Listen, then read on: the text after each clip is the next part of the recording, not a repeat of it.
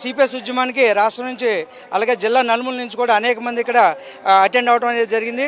మరి కూటమి ప్రభుత్వం ఎలక్షన్కి ముందు మనకి ఎన్నో రకాలైన వాగ్దానాలు ఇచ్చి ఈ సిపిఎస్ రద్దు చేస్తామని చెప్పేసి మరి కూటమి ప్రభుత్వం మనం చెప్పడం జరిగింది.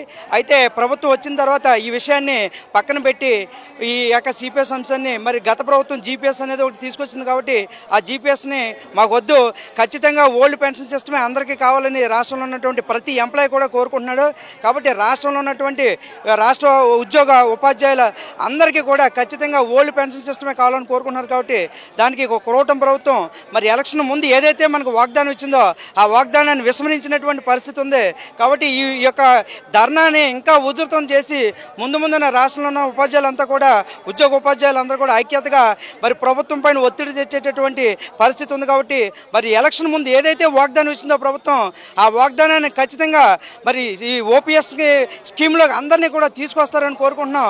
ఈ విధంగా కానీ తీసుకురానట్లయితే మరి రాష్ట్ర ప్రభుత్వం మీద మన ఉద్యోగులంతా కూడా ఉద్యమించి ఇంకా ఉద్యమాన్ని తీవ్రతరం చేస్తామని ఈ సభ వేదికగా మేము అందరం చర్య చేస్తున్నాం.